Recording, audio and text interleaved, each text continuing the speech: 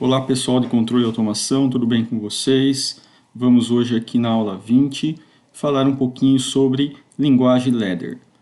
É a linguagem que a gente vai utilizar para programação de CLPs. Então uma breve introdução e depois a gente se aprofunda um pouco mais aí nas nossas atividades de linguagem ladder. Vamos lá? Ok.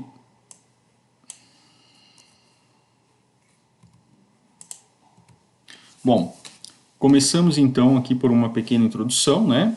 A linguagem ladder, ela foi originalmente desenvolvida para construir, melhorar e melhor documentar circuitos a relés, utilizando em processos de produção, ou seja, né, tudo aquilo que a gente utiliza de automação em processo de produção, a gente vai fazer a programação através da linguagem, deixando isso formalizado, né, isso documentado.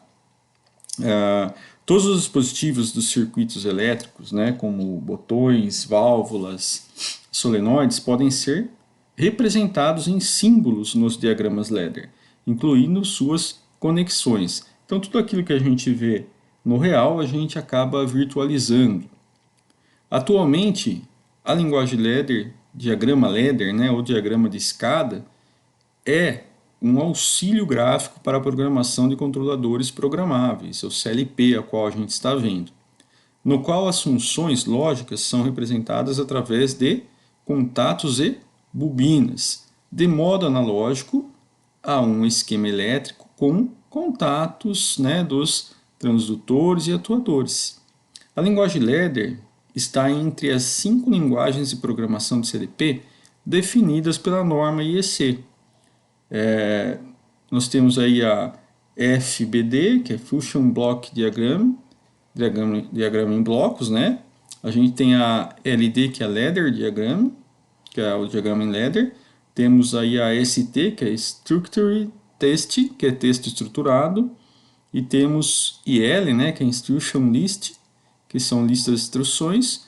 E o FCFC, que é Sequential Function Chart, diagrama de funções sequenciais. Então, essas são aí as linguagens que a gente tem para programar um CLP. Mas a gente vai focar na linguagem ladder, que é uma das mais comuns. Bom, o nome ladder, né, ele vem do inglês, né, que significa escada. Ele provém do fato, né, que a disposição dos contatos e bobinas é realizada de maneira geral na vertical. Então lembra um formato de escada, né?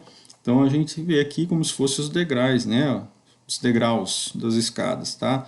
Então é de forma vertical. A cada lógica de controle se dá um nome de rung, que chama degrau, composta por linhas e colunas. A verificação do código pode variar entre as marcas de CLP, mas é comum que a atualização seja feita sempre, né, da esquerda para a direita e de cima para baixo. Então, sempre da esquerda para a direita, de cima para baixo. Então, aqui do lado a gente tem um exemplo, né, de um programinha de linguagem ladder, né, como que a gente faz para programar um CLP. Como que fica, né, a carinha assim da linguagem. Bom, a linguagem ladder é uma linguagem de alto nível, utilizada para programar CLPs, capaz de realizar o controle de sistemas críticos e ou industriais, substituindo, né, os antigos circuitos controladores a relés, que eram caros e de difícil manutenção, além, né, de menos seguros. A principal vantagem de representar as lógicas, né, de controle por meio de diagramas ladder é que permite, né, a engenheiros e técnicos de campo desenvolver códigos sem conhecimento prévio de outras lógicas de programação, como o Fortran ou o C, né, devido à familiaridade com a lógica relés. Então é muito mais fácil, né, a gente programar do ponto de vista de quem tem o conhecimento técnico já com lógica relés. Um dos principais problemas apresentados pela linguagem é a incompatibilidade entre CLPs. mesmo entre modelos diferentes da mesma família, né, embora a IEC, que é a norma, né, ela tenha diminuído as diferenças mais marcantes entre os CLPs, transferir um código de um controlador para outro ainda pode ser um trabalho bastante custoso, né? Essa é a única dificuldade. Então, devido ao fato, né, de todos os processos de diagramas serem realizados por um processador, CPU, né, do CLP, de forma sequencial, é preciso de uma estrutura de loop que executa uma certa quantidade de vezes por segundo. A gente comentou isso lá atrás, né, na aula de estrutura, fazendo com que os resultados na saída sejam quase imediatos. Para isso, o CLP utiliza um ciclo de varredura que consiste nos seguintes passos. Então ele faz uma leitura das entradas e atualização da memória, que podem ser tanto, né, as entradas externas como sensores e chaves, como entradas internas, como valores de bobinas e temporizadores. Tem a execução do programa, onde todos os passos, né, da programação são realizados da esquerda para a direita e de cima para baixo. Nenhum valor obtido nesse processo é utilizado nos cálculos, portanto, se alguma bobina obter um novo valor e houver alguma chave associada a ela, esse valor não é alterado até a próxima execução do ciclo de varredura. Tem a escrita de memória e atualização das saídas, onde os novos valores obtidos, né, no passo de execução da memória são atualizados, né, na memória, e as saídas externas são alteradas. Bom, existem três tipos, né, de elementos de linguagem ladder, que são o elemento, né, que são as entradas, ou seja, os contatos. Eles podem ler o valor de uma variável booleana, as saídas, né, ou bobinas, né, que podem escrever o valor de uma variável booleana. Tem os blocos funcionais, que permitem realizar as funções avançadas. Então, está classificado em três tipos de elementos: entrada, saída e blocos. Os elementos estão associados às variáveis internas que podem tanto ser virtuais como entradas e saídas físicas de um CLP. Existem dois tipos de contatos, né? Vamos dizer assim, em relação às entradas, né, que a gente está falando aqui. Tem o contato normalmente aberto, né, que no inglês ele trata-se de normally open, né, a gente chama de NA. Então, um exemplo, né, embaixo do modelinho de como é, né, a nossa entrada, né, tá vendo o xizinho, né? O xizinho aqui mostra, né, que a instrução lógica direta tem na programação o mesmo nível lógico vinculado ao endereçamento. Então aqui é um exemplo, né, de como é o contatinho. Tal contato está fechado quando a variável booleana associada, no nosso caso, né, o x, é verdadeira. Caso contrário, ele está aberto. Então ele vai ler, né, a lógica booleana. O contato normalmente fechado, do inglês, né, normally closed, ele também trabalha quase da mesma forma, né? Reparem que aqui eu tenho um tracinho no meio mostrando que ele está fechado, né? Então a instrução lógica inversa tem, né, na programação um nível lógico inverso vinculado ao endereçamento. Então tal contato está aberto quando a variável booleana associada é verdadeira. Caso contrário, ele está fechado. Então é dessa forma que ele faz a lógica, né, para entender quem é fechado e quem é aberto. No caso das saídas, né, elas sempre são as bobinas, relés, contatores, né, ou de estado sólido, óptico, PWM, DC e etc. Tal saída está ativa quando a variável booleana associada é verdadeira. Caso contrário, ela está inativa. Então, assim como as entradas, há dois tipos de saídas, né? Bobinas, né? Podemos considerar bobinas principais, que são a bobina normalmente aberta, ela é energizada quando a variável booleana associada é verdadeira. Então aqui o símbolozinho da bobina, né? Quando a variável aqui for verdadeira, ela é energizada. Então, tal contato, né, está fechado quando a variável booleana associada, no nosso caso x, é verdadeira. Caso contrário, ela está aberta. E tem também, né, ainda nas saídas, a bobina normalmente fechada. Energizada quando a variável booleana associada é falsa. Então a gente tem aqui, né, um exemplo, né, de uma bobina fechada, vamos dizer assim, de uma saída fechada, né? Então a instrução de saída lógica invertida tem a programação resultado do nível lógico inverso, que a antecede. Então alguns tipos de bobinas especiais são chamados de blocos funcionais, por possuírem implementações mais complexas, como as bobinas de set e reset. Então não é uma bobininha comum, né? Já é uma bobina um pouco mais sofisticada. E eles funcionam, né, de forma semelhante. Então, os blocos funcionais, que são, né, essas bobinas mais sofisticadas que a gente está falando, eles permitem realizações mais complexas, que é a leitura ou escrita de variáveis. Então, é diferente da bobina normal que fica lendo, né, a variável, se ela é verdadeira ou não. Então, são exemplos de blocos funcionais os contadores, né, que ficam contando, né, os temporizadores, que contam o tempo, as bobinas de set ou reset e algumas outras. Utilizando os diagramas de blocos, pode-se, inclusive, criar blocos personalizados, funções, digamos assim, encapsuladas, né, definidas pelo usuário para facilitar a organização.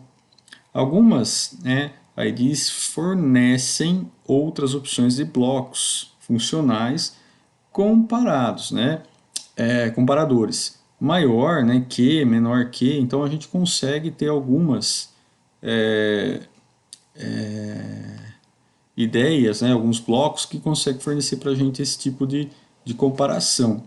Então, também consegue fornecer aí operadores matemáticos, né, de adição, subtração, multiplicação, divisão e também portas lógicas. E ainda há a opção de obter bibliotecas com blocos já prontos para uso. Então a gente consegue fazer, né, essa importação, né, para a nossa programação desses blocos.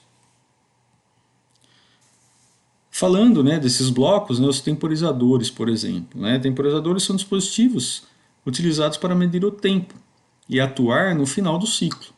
Comumente, os temporizadores são representados por dois símbolos.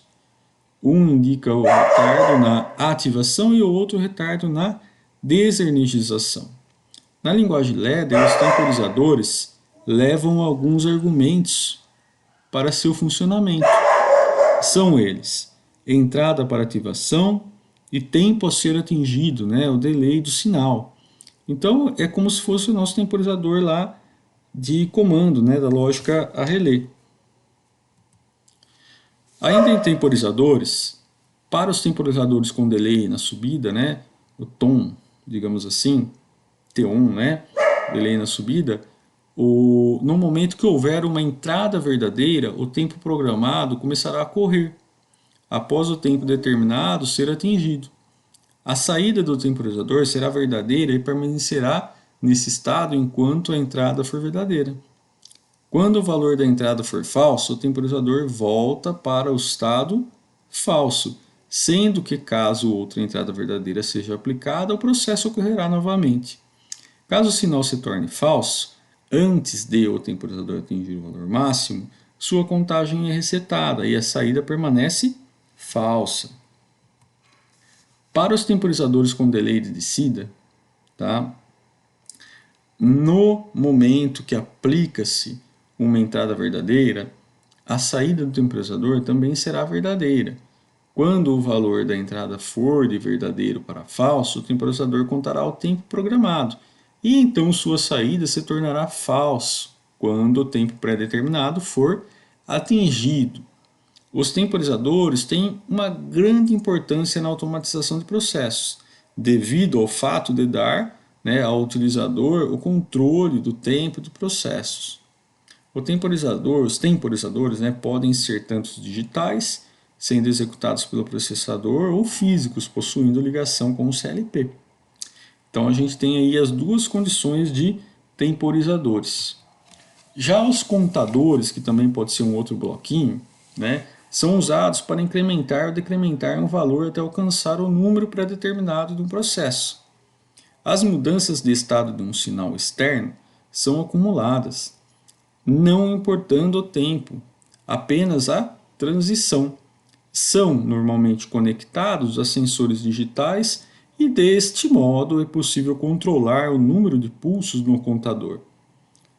E quando o valor desejado é alcançado, a bobina ligada à saída é acionada. Então, atingiu o número, ela vai ser acionada. Contadores são retentivos. E no caso de queda de energia, o valor acumulado não será perdido. Existem 3 tipos de contadores: os de contagem crescente, decrescente e o crescente e decrescente CTUD. Para usar um contato inicialmente, é necessário definir uma tag do tipo counter. Olha só, então os contadores crescentes, né, CTU, do inglês count up, ou CTN, CRT, são representados pelo seguinte esquemático. Então a gente tem aqui, né, o bloquinho que vai ser inserido na programação. No caso, ele é um CTU, aqui tem as suas entradas e saídas, né, onde a gente vai estar aprendendo a fazer as suas ligações.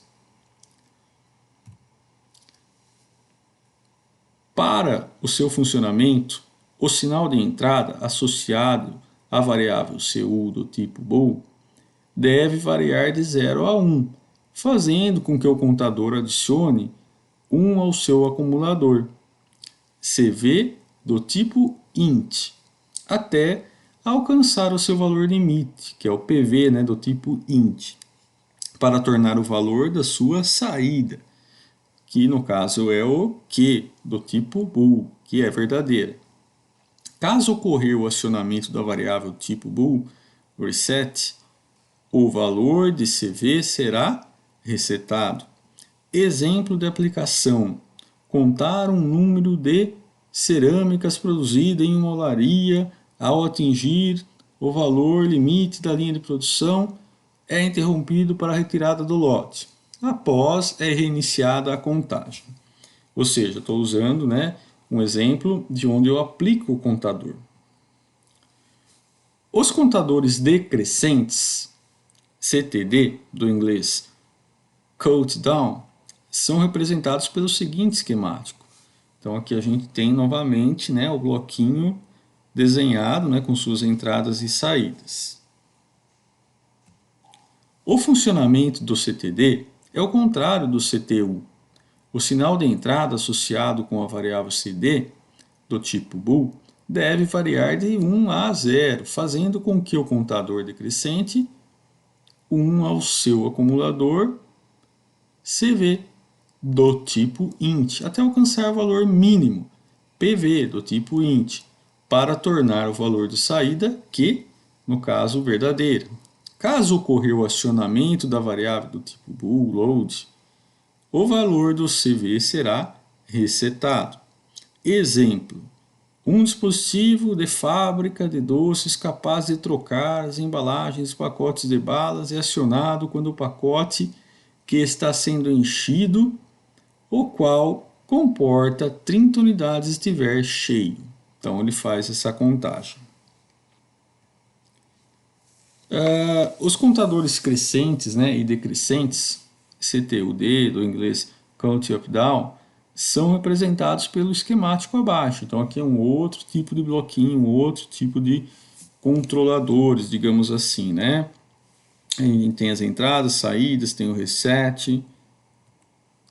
O funcionamento do CTUD é a junção de ambos os contadores, CTU e CTD, no qual as variáveis do tipo bool, né, QU e QD, representam as saídas do contador crescente e do decrescente.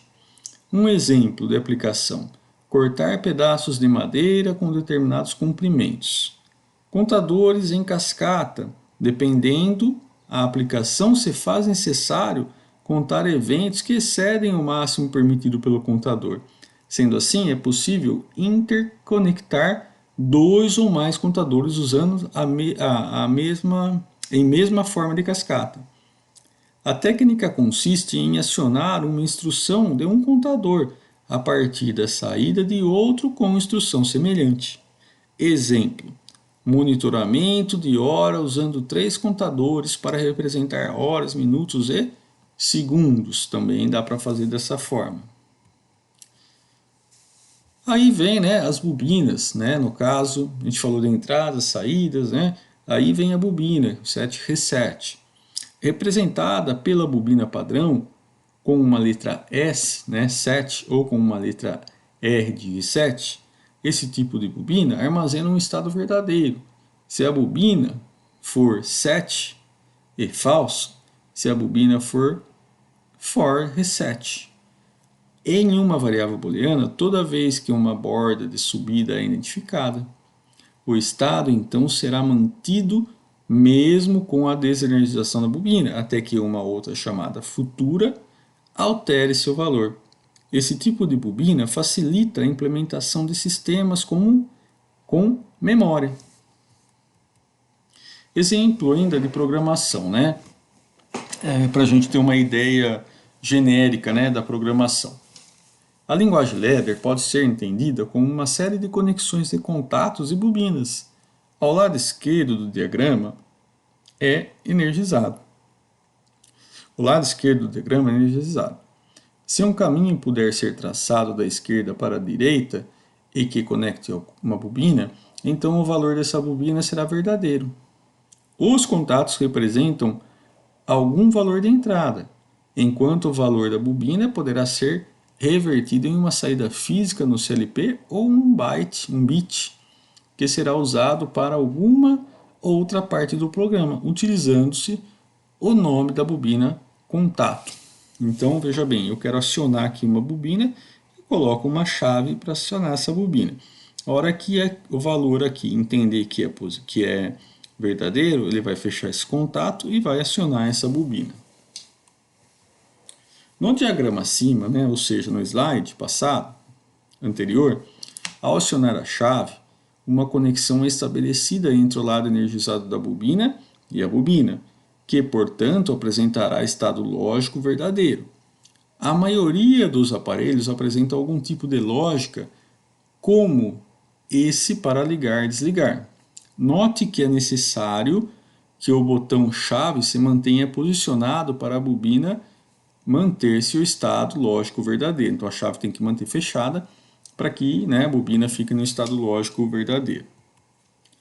Os contatos, né, e relés simples podem ser utilizados para construir portas lógicas, que servem para facilitar a resolução de problemas devido ao fato de ser possível o uso de ferramentas, né, para álgebra booleana, como o mapa, né, de Carnegie e máquinas de estado. Porta lógica AND, né?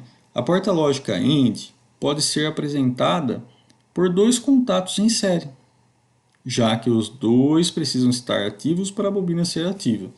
Então, para que essa bobina seja acionada, eu tenho que estar com a chave 1 e a chave 2 ativada, senão eu não consigo, né, acionar a minha bobina. Se qualquer uma das duas estiverem sem acionamento, né, eu não consigo acionar a minha bobina. Porta lógica ou OR.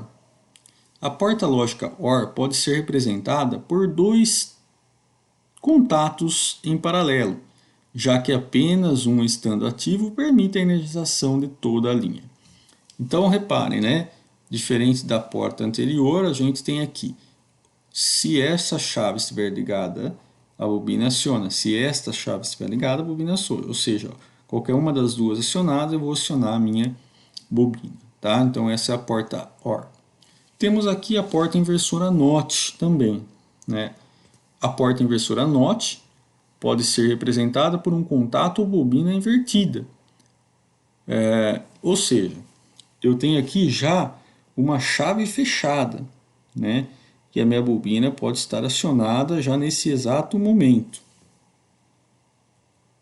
Tem a porta SHOR, né? A porta SHOR, com o auxílio de outras portas lógicas, pode criar modelos mais complexos, como uma porta Shor ou, né, exclusivo, ou exclusivo, digamos assim. Então aqui eu tenho, né, a combinação, né, de vários contatos para acionamento de uma mesma bobina. Tá? Então eu tenho aqui, né, que se eu acionar a chave 2 eu aciono minha bobina, se eu acionar a chave 1 eu já aciono minha bobina também. Tá? E assim por diante. Bom, temos também o que a gente chama de contato de selo, né? O contato de selo, ele veio para facilitar, ele é conhecido também como LAT, está geralmente associado a botões de iniciar e parar. É o nosso famoso contato de selo que a gente ligava em paralelo na nossa bobina. Tá? Ele possui características de se manter ativo mesmo quando a chave de início não estiver mais pressionada. Lembra a botoeira que a gente tinha que segurar apertado para o contator funcionar?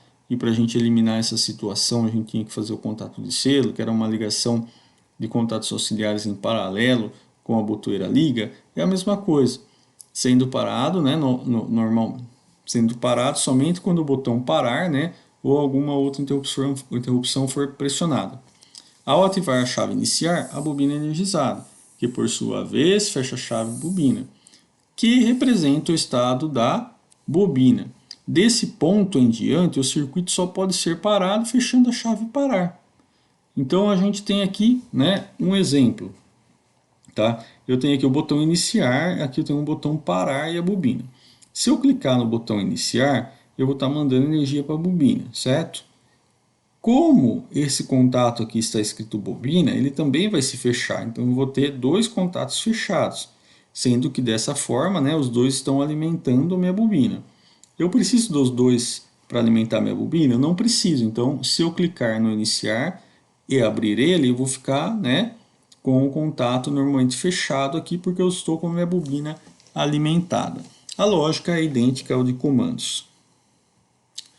Bom, por medidas de segurança, é comum adicionar um contato de parada de emergência, o PE, que poderá ser ativado em alguma outra parte do programa.